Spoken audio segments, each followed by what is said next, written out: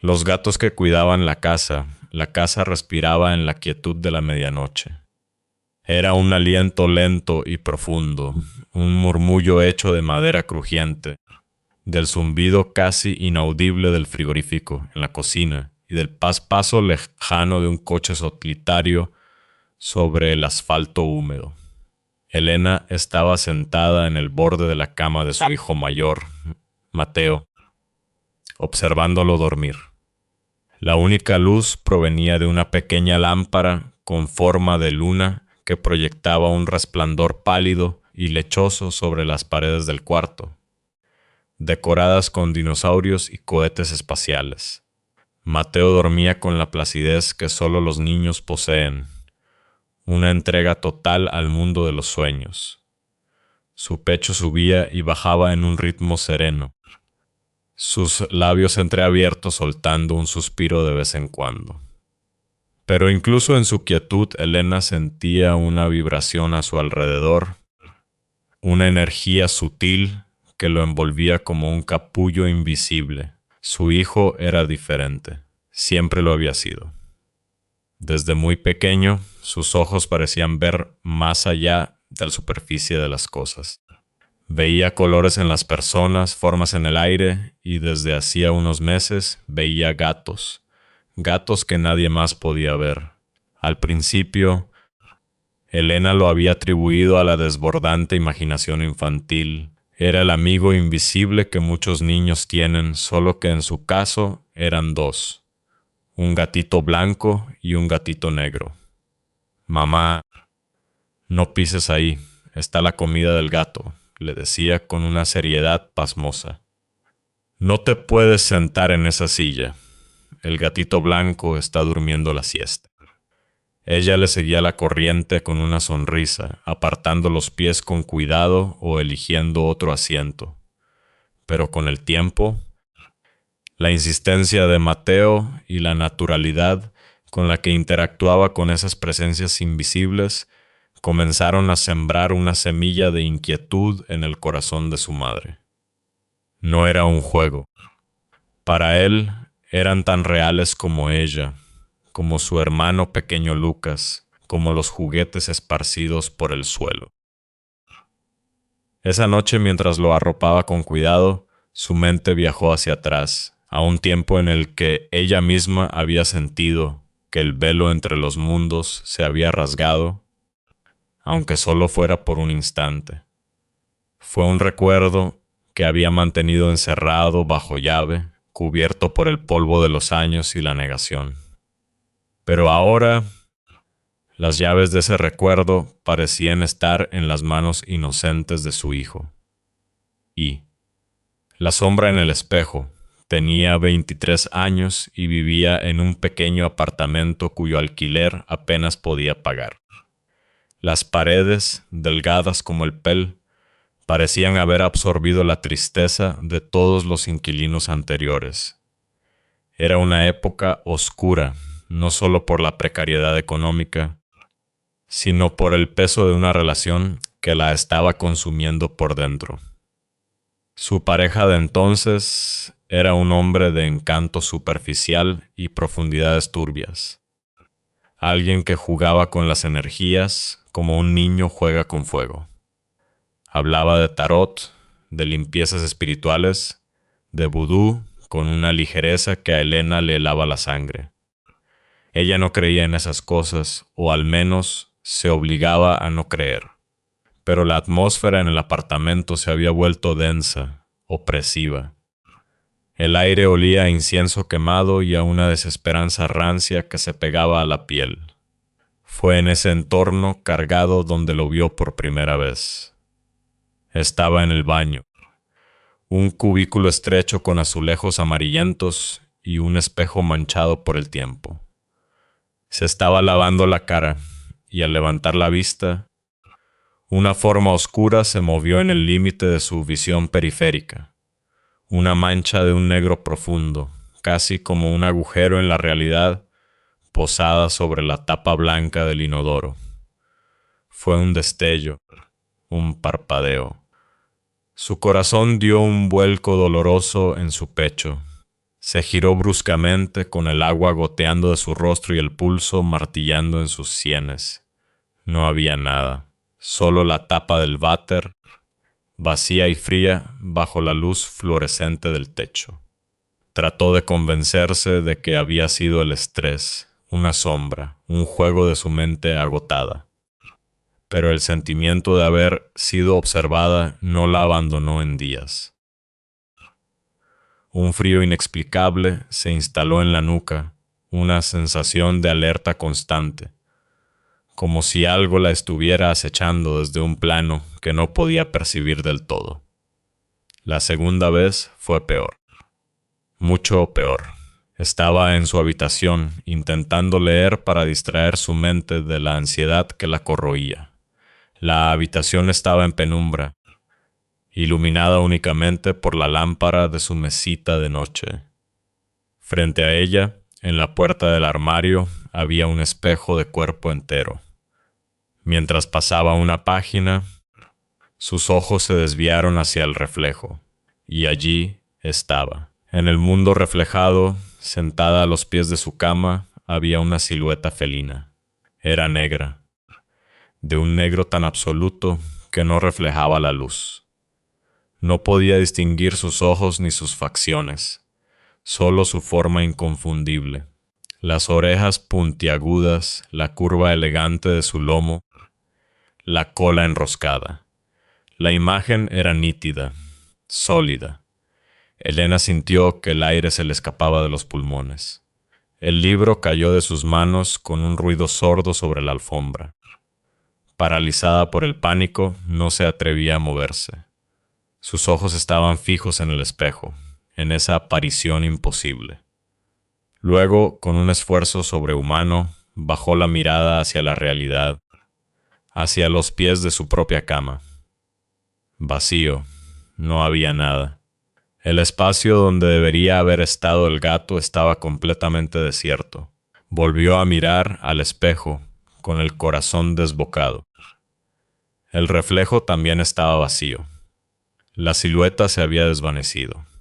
Era como si nunca hubiera existido. Pero la impresión de su presencia seguía allí. Una quemadura helada en el aire de la habitación. Esa noche, Elena supo que no estaba loca. Había visto algo. Algo que no pertenecía a su mundo.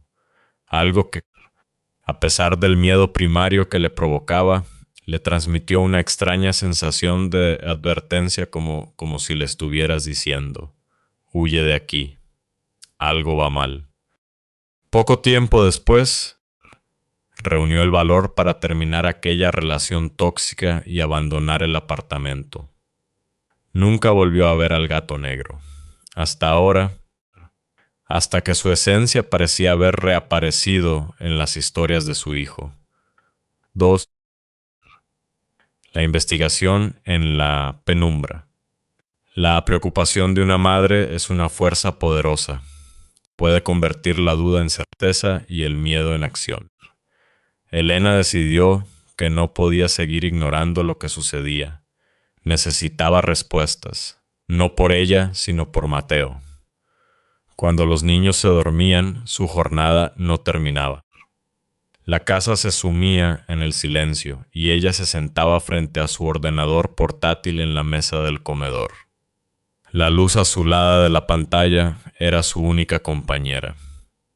Empezó a teclear con torpeza al principio.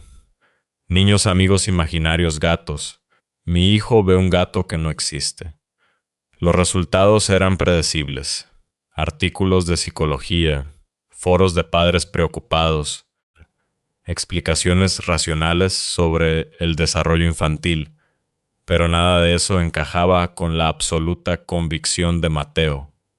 Entonces, Elena recordó su propia experiencia. Cambió los términos de búsqueda. Ver fantasmas de gatos, espíritus en forma de gato. El algoritmo la arrastró a las profundidades de Internet, a lugares que la mayoría de la gente evita. Foros de esoterismo, blogs sobre fenómenos paranormales, testimonios anónimos de personas que habían vivido lo mismo. El antivirus de su ordenador saltaba con cada clic, como si le advirtiera que estaba entrando en territorio prohibido. Pero ella no se detuvo. Noche tras noche devoraba historias, teorías, leyendas. Anotaba todo en una libreta, tratando de encontrar un patrón, una lógica en medio de lo ilógico. Y poco a poco las piezas comenzaron a encajar, formando un mosaico tan increíble como fascinante. Descubrió que, lejos de ser un presagio oscuro, ver un gato espectral era considerado en muchas culturas un signo de buena fortuna, de una profunda conexión espiritual. No eran fantasmas en el sentido aterrador de la palabra. Eran guardianes, protectores, seres que existían en un plano energético y que se manifestaban para ayudar a los humanos. Leyó testimonios de personas que, como ella, nunca habían tenido experiencias paranormales, pero que en un momento crucial de sus vidas habían visto un gato de reojo. Siempre en la periferia de la visión, un destello fugaz que desaparecía al mirarlo directamente. Eran, según decían esas fuentes, los guardianes que se manifestaban ante los adultos, ante aquellos cuya sensibilidad se había adormecido con los años. Aparecían para absorber la energía negativa, para advertir de un peligro o simplemente para ofrecer un consuelo invisible en tiempos de angustia. El corazón de Elena se detuvo. Su gato negro, el que vio en aquel apartamento opresivo. Buscó frenéticamente el significado de los colores. El gato negro, contrariamente a la superstición popular, no era un símbolo de mala suerte. Era el guardián de la salud emocional y espiritual. Su función era neutralizar las malas energías, el mal de ojo, las vibraciones tóxicas que una persona podía estar recibiendo de otra. Se llevaba la negatividad, limpiaba el aura. Elena se reclinó en la silla, sintiendo un escalofrío recorrerle la espalda. Toda relación tóxica, la atmósfera pesada de la casa, la sensación de estar siendo drenada energéticamente. Aquella aparición no había sido una amenaza, había sido una intervención. Un guardián había venido a protegerla, a mostrarle que estaba en un lugar espiritualmente peligroso. Una revelación tardía, casi una década después, que reescribía por completo el recuerdo más aterrador de su juventud. Pero, ¿y Mateo? Su hijo no los veía de reojo, él los veía de frente, jugaba con ellos, les hablaba, les daba un lugar en su vida. Elena siguió investigando y encontró la respuesta. Los niños, especialmente los que son muy sensibles, aquellos que, según estas creencias, tienen el tercer ojo abierto, no ven a los guardianes en la periferia.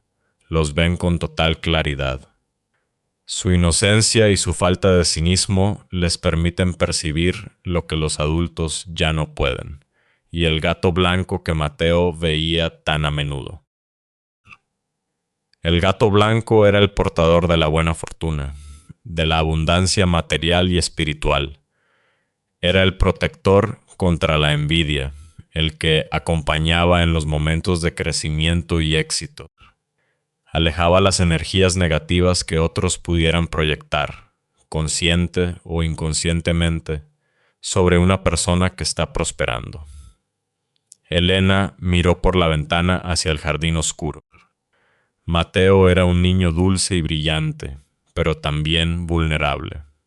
Le costaba la psicomotricidad, era un poco torpe y tenía un miedo profundo a hacerse daño. Una cautela que no era propia de su edad. Estaba a punto de empezar nuevos retos en el colegio, de enfrentarse a un mundo que no siempre es amable. Quizás el gato blanco estaba allí para allanarle el camino, para proteger su luz de la sombra de la envidia o la inseguridad.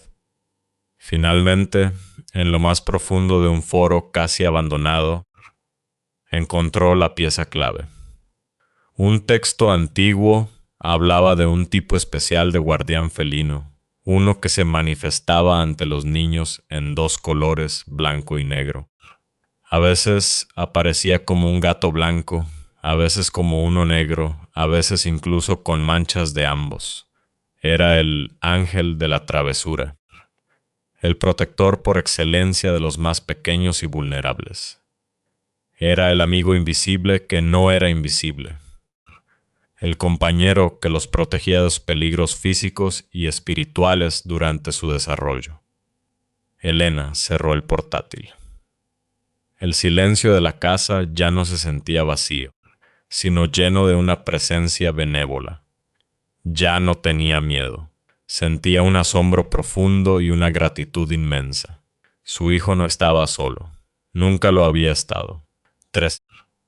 El agua que desapareció pocos días después de su revelación nocturna.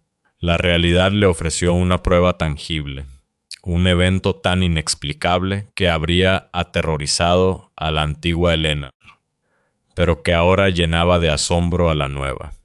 Era una tarde de sábado lluviosa. El cielo gris plomizo parecía presionar el tejado de la casa. Mateo estaba jugando en su habitación. Junto a su cama tenía una pequeña cocinita de juguete, su posesión más preciada. Elena escuchaba desde el salón el murmullo de su juego, un monólogo feliz en el que preparaba un banquete para comensales imaginarios. De repente, escuchó un pequeño grito de frustración, seguido de un sonido de chapoteo.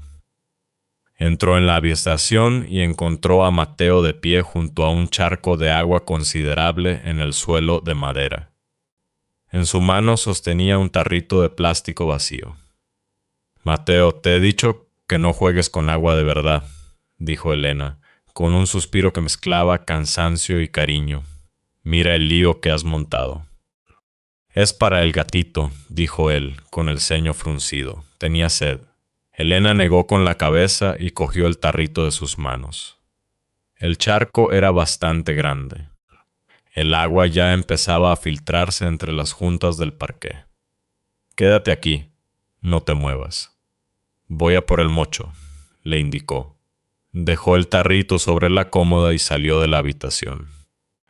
El cuarto de la limpieza estaba al otro lado de la casa. Tardó apenas un minuto. El sonido de sus pasos resonaba en el pasillo mientras volvía con el cubo y el mocho. Al entrar de nuevo en la habitación de Mateo, se detuvo en seco. El suelo estaba completamente seco. Parpadeó, confundida. Miró a Mateo, que ahora estaba sentado en la alfombra, jugando con un dinosaurio. Miró el lugar donde había estado el charco. No había ni rastro de humedad.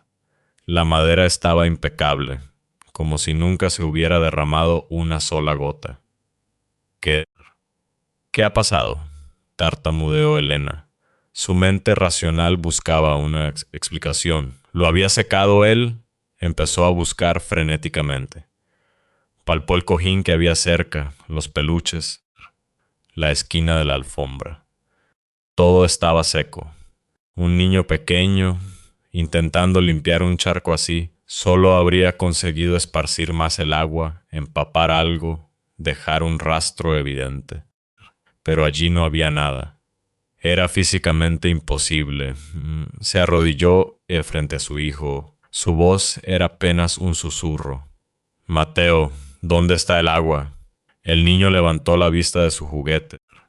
Sus grandes ojos fijos en los de ella, llenos de una lógica inocente e irrefutable.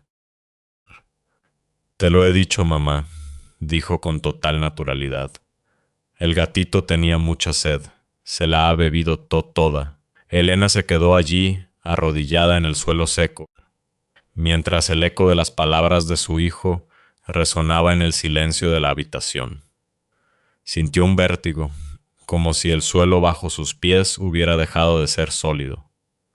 Por primera vez, entendió que aquellos guardianes no solo observaban, también interactuaban. Cuiro, el pimiento que se esfumó. El segundo incidente ocurrió unas semanas más tarde, durante la cena. La escena era la quinta esencia de la vida familiar. Lucas, el hijo pequeño, golpeaba la mesa con su cuchara, riendo a carcajadas. Elena intentaba mantener un mínimo de orden mientras servía el arroz. El aroma de la comida llenaba la cocina, una mezcla reconfortante de hogar y rutina. Mateo odiaba los pimientos verdes. Odiaba su textura, su olor, su simple existencia en su plato. Elena, como cualquier madre que intenta que sus hijos coman verduras, siempre incluía un trocito pequeño en su arroz, con la esperanza de que algún día la resistencia cediera. Esa noche, la batalla habitual comenzó. «No quiero pimiento», dijo Mateo, apartando el trozo ofensivo con el tenedor como si fuera un insecto venenoso. «Solo es un trocito, mi amor».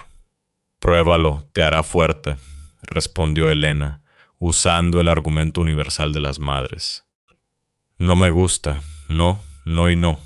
La discusión subió de tono.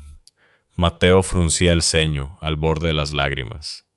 Lucas, ajeno al drama, seguía con su concierto de percusión. La paciencia de Elena empezaba a agotarse. «Mateo, o te lo comes o no hay postre. Es así de simple». En ese momento, el teléfono de Elena, que estaba sobre la encimera, vibró. Era un mensaje del teletrabajo. Se giró para cogerlo, dándole la espalda a la mesa por no más de 5 segundos. Leyó el mensaje rápidamente, respondió con un monosílabo y se volvió hacia su hijo, lista para reanudar las negociaciones. Pero al mirar su plato se quedó helada. El pimiento había desaparecido. «¿Qué has hecho con él?», preguntó, su voz tensa. «¿Con qué?», respondió Mateo comiendo su arroz con una inocencia perfectamente ensayada. «Con el pimiento, Mateo». «¿Lo has tirado al suelo? ¿Dónde lo has escondido?». Se agachó y miró debajo de la mesa, debajo de la silla de Mateo. Nada. Buscó en la papelera cercana. Nada. El trozo de pimiento verde, pequeño pero inconfundible, se había evaporado. «Mateo, te lo pregunto por última vez. ¿Dónde está el pimiento?». El niño la miró, esta vez sin rastro de desafío. Sus ojos eran sinceros y tranquilos. «Se lo ha comido el gatito negro. Tenía hambre». Elena se sentó de nuevo en su silla, el enfado disipándose para dejar paso a una sensación de irrealidad. Miró a su hijo, que seguía comiendo tranquilamente. Recordó lo que había leído. Guardianes que interferían en pequeñas cosas, que escondían llaves para evitar un accidente, que intervenían en la vida cotidiana de formas sutiles e inexplicables. Ese pimiento nunca apareció. Limpió la cocina a fondo en los días siguientes, movió muebles, revisó cada rincón. Se desvaneció de la existencia, tragado por una realidad paralela a la que solo su hijo parecía tener acceso. Epílogo: gratitud en el silencio aquella noche. Mucho después de que los niños se durmieran, Elena no encendió el ordenador. En su lugar, se preparó una taza de té y se sentó en el sofá del salón, a oscuras.